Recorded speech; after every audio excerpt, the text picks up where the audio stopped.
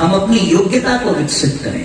यदि हमारे जीवन में योग्यता होगी, हमारे जीवन में पात्रता होगी, तो ही हम किसी के काम आ सकते हैं। और यदि हम किसी के काम न आ सके तो हमारा जीवन बेकार है। काम आना तो दूर, हम लोगों के परेशानी का कारण बनते हैं। आपने देखा है ना, आज के मनुष्यों को आप देखें और उनके जीवन को आप झांक करके देखें तो आज का इंसान लोगों के लिए समस्या का कारण बनता चला जा रहा है। और जीवन का उद्देश्य भी यही होना चाहिए। बड़ा प्यारा गीत है, आप सभी गुनगुनाएंगे। किसी के काम जो आए उसे इंसान कहते हैं। दोहराइए। किसी के काम जो आए उसे इंसान कहते हैं। पराया दर्द अपनाए उसे इंसान कहते हैं। पराया दर्द अपनाए उसे इंसान कहते हैं।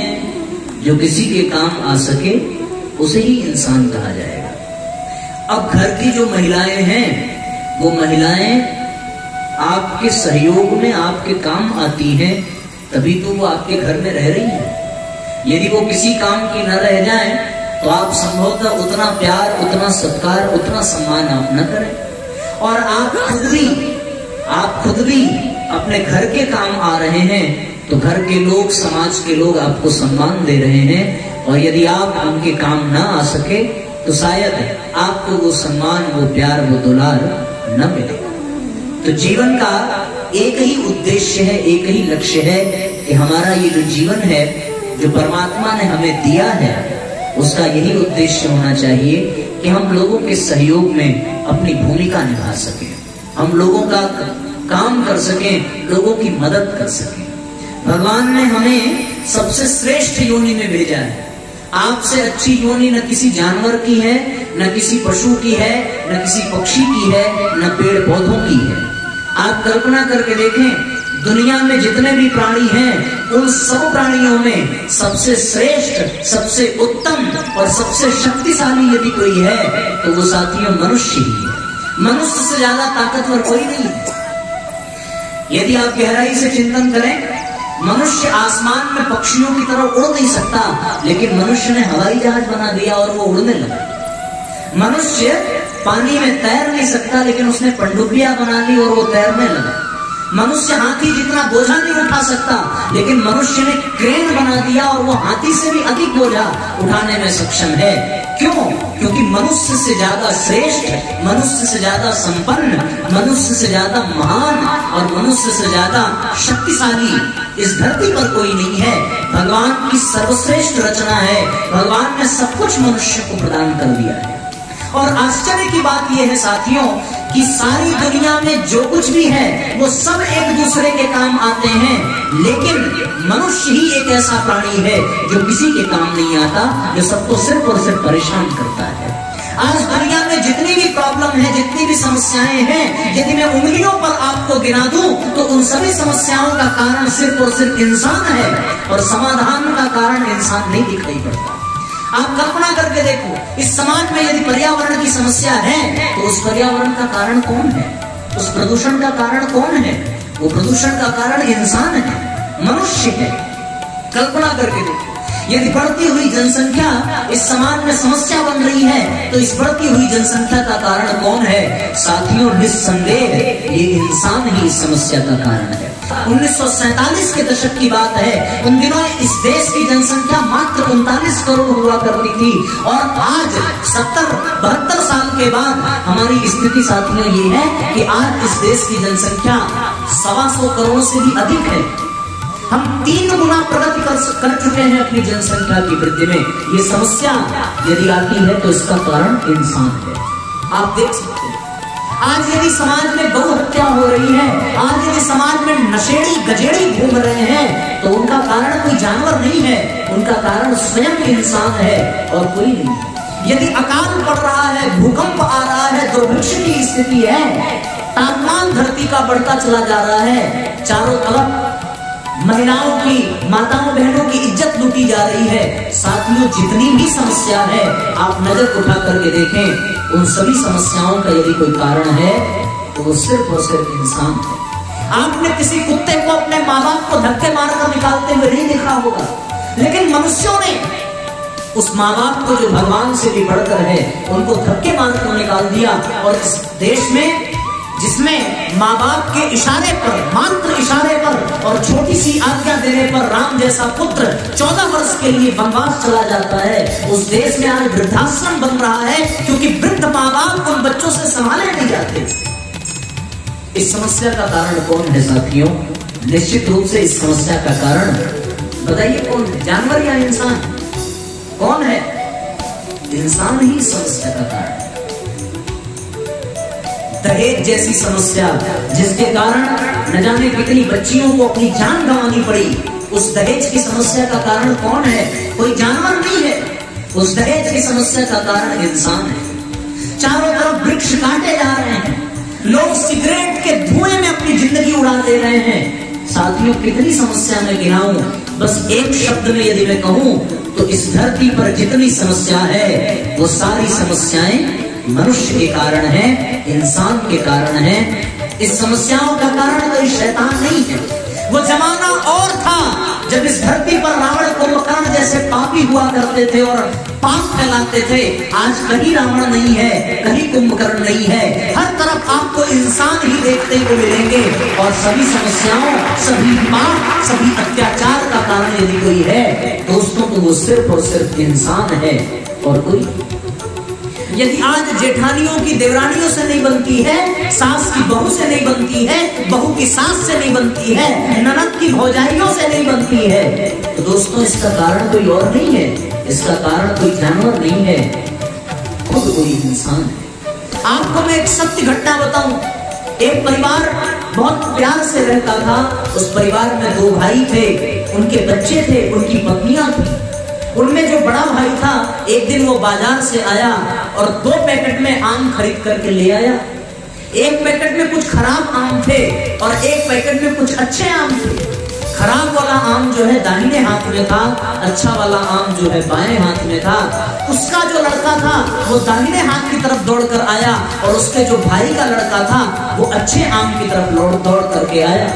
लेकिन जब आम देने की बारी आई साथियों, तो पता है उसने आम कैसे दिया? देना तो चाहिए था ऐसे ही, लेकिन जब उसने आम देने की सोची तो उसने अपने हाथों को बदल दिया। जो अच्छा वाला आम था वो अपने बेटे की तरफ कर दिया और जो बुरा वाला आम था वो भाई के बेटे की तरफ कर दिया। इस बात को उसकी छोटी बहू ने किचन की खिड़की से देख लिया। उसने कहा अब तो इस घर में साथ रहना मुश्किल है। उसका पति आया, बोला आज तो खाना क्यों नहीं बना रही है? उसने कहा समस्या कुछ नहीं है, समस्या बस इतनी है। और इस समस्या का कारण कौन है? इस समस्या का कारण कोई जानवर नहीं है। किसी कुत्ते ने आकर के उसे नहीं कहा था कि तुम ये अच्छे वाले आम अपने बेटे को सिर्फ देना। किसी गाय ने उसे नसीहत नहीं दी थी। ये इंसान की खुद की करामात है और हंसता खेलता परिवार बिखर जाता है साथियों। याद करो उस परिवार को जिसके बेटे को वनवास दे दिया गया, उसके बावजूद भी उसने अपनी छोटी बहन के साथ गलत व्यवहार नहीं किया। यदि उस तरह के इंसान हो तो साथियों हमारा परिवार भी राम जैसा आदर्श परिवार बन सकता है। याद करो उस पुत्र को जो पिता की एक आज्ञा पर 14 वर्ष की वनवास के लिए तैयार हो गया।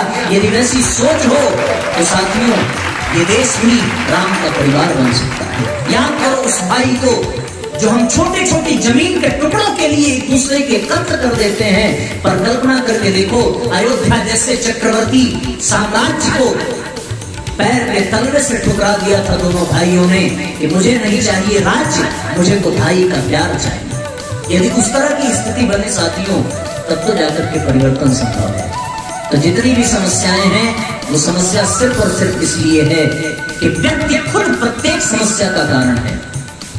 और किसी दार्शनिक ने कहा था यदि इस धरती पर 50 साल के लिए मनुष्य नाम के प्राणी को हटा दिया जाए तो ये धरती फिर से हरी भरी हो जाएगी, ये धरती फिर से स्वर्ग बन जाएगी। और इसी धरती पर यदि मनुष्य नाम के प्राणी को 50 साल के लिए और छोड़ दिया जाए तो ये धरती नर्क बन जाएगी और इस धरती को रसातल में जाने से कोई रोक नहीं सकता। ये बातें मैं आपको इसलिए बता रहा हूं कि जिस परमात्मा ने हमें ये जन्म दिया था दूसरों के काम आने के लिए, दूसरों की मदद करने के लिए, दूसरों का सहयोग करने के लिए, दिक्कत ये हो गई कि सहयोग करना तो कोसों दूर की बात है दोस्तों, हम खुद इस धरती पर समस्या के कारण बन गए।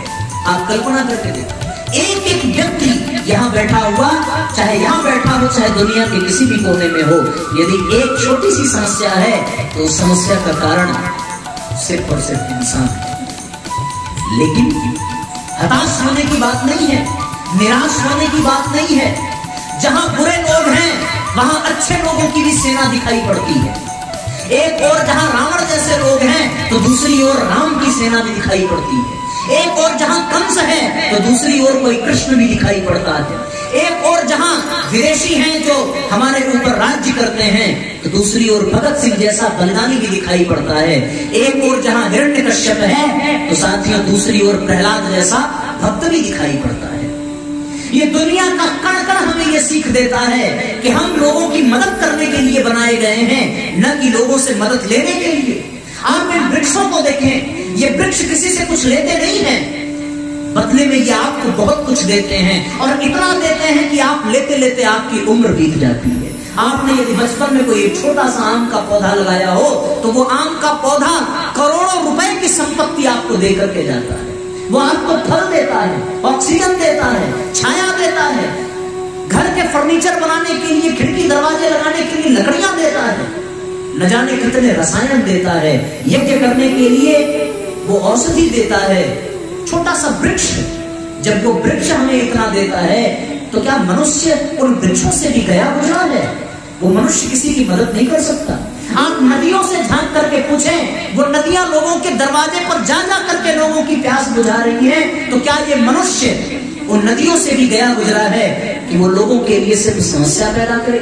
आपको जान करके आश्चर्य होगा, खेतों में पैदा होने वाला वो छोटा सा केचुआ जिसे हम लोग निरर्थक समझते हैं, बेकार समझते हैं, वैज्ञानिकों ने खोज किया है कि यदि वो केचुआ आपके खेत में 10 साल रह जाए तो वो आपके खेत की उर्वरा शक्ति को 5 गुना अधिक बढ़ा सकता है। जब वो छोटा सा कीट मकोड़ा आपके इतने काम आ सकता है साथियों, तो आप कल्पना करके देखें, क्या इंसान को किसी के काम नहीं आना चाहिए? क्या इंसान को किसी की मदद नहीं करनी चाहिए? और यदि इंसान ऐसा न कर सके तो धिक्कार है उसकी जिंदगी को, धिक्कार है उसके जीवन को। उसे जन्म लेते ही मर जाना चाहिए, उसे इस शरीर को छोड़ देना चाहिए यदि वो इंसान होकर के भी किसी की मदद न कर सके। आपने देखा ये जो काला कौवा है जिसे हम लोग घृणा की दृष्टि से देखते हैं, कभी सोचा है कि ये कौवा भी कितना उपयोगी है?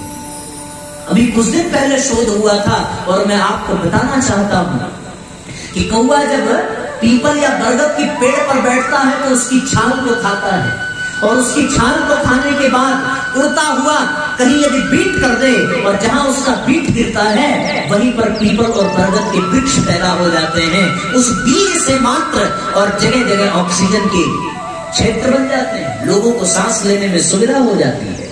तो ये काला कौवा जब इतना उपयोगी है साथियों, तो क्या इंसान को किसी के काम नहीं आना चाहिए? आना चाहिए कि नहीं आना चाहिए? हाथ उठाओ जरा, आना चाहिए कि नहीं? हमारे जीवन की सार्थकता इसी में है दोस्तों कि हम किसी के काम आ सके। और इसके लिए आपको करना कुछ नहीं है, किसी के काम आने के लिए आपको संन्यास नहीं लेने की आवश्यकता है, किसी के काम आने के लिए आपको जंगल में जाने की आवश्यकता नहीं है। आप जहां हैं, जिस क्षेत्र में हैं, जिस जगह हैं और जिस रूप में हैं, आप वही दूसरों के काम आ सकते हैं, आप वही लोगों की मदद कर सकते हैं।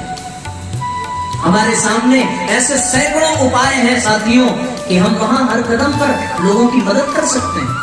आपको अनेकानेक अवसर मिलते चले जाएंगे, आप जहां हैं वहीं रह करके कर सकते हैं। और यदि आप लोगों की मदद करना सीख गए तो निश्चित रूप से आप ये मानिए कि आपका जीवन धन्य बन जाएगा।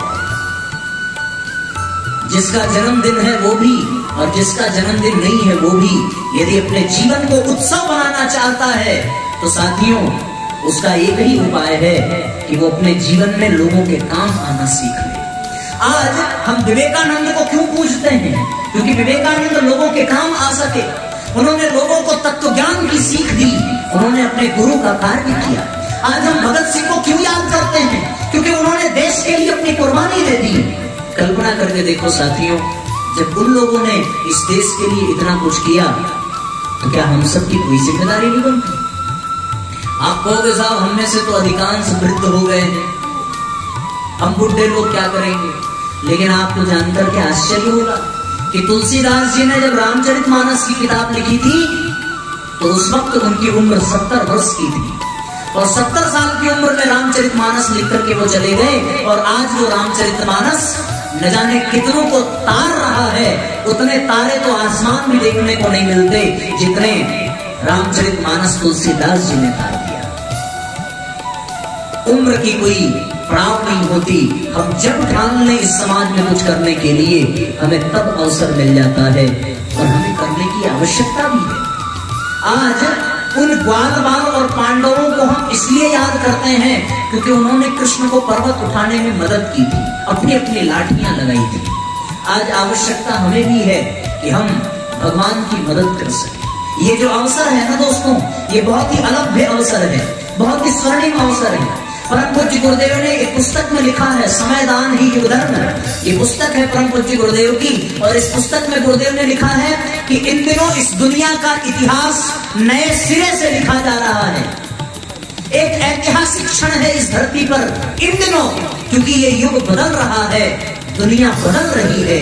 आप कल्पना करके देखो, सब कुछ बदल रहा है, बस हमें महसूस करने की आवश्यकता है। एक जमाना हुआ करता था जब स्त्रियां छत पर भी जाने पे डरती थी कि कहीं कोई देख न ले, कहीं उनके घूंघट हट न जाएं, और आज स्त्रियां इस देश की कमान संभाल रही हैं। ये परिवर्तन नहीं है तो और क्या है? एक समय हुआ करता था जब सती प्रथा अपने चरम पर थी, किसी का पति मर जाए तो उसको आत्मदाह करना पड़ता था, पर दुनिया बदल रही है, ये परंपरा समाप्त हो गई। एक समय हुआ करता था जब राजा रजवाड़े हुआ करते थे, लेकिन आज समय बदल गया। आज यहाँ पर दूसरी व्यवस्था हो गई, इसलिए दुनिया बदल रही है। एक समय था कि ये देश गुलाम था, पर आज ये देश स्वतंत्र है। क्यों? क्योंकि सब कुछ बदल रहा है, और सब कुछ बदल रहा है तो हमें भी पीछे नहीं हटना चाहिए, हमें भी बदलना चाहिए। तो आज यदि हम अपने जन्मदिन के दिन अपने जीवन को उत्सव के रूप में बनाना चाहते हैं तो हमें ये सूत्र अपने जीवन में धारण करना पड़ेगा दोस्तों, कि हम इस समाज के काम आ सकें, इस दुनिया के काम आ सकें।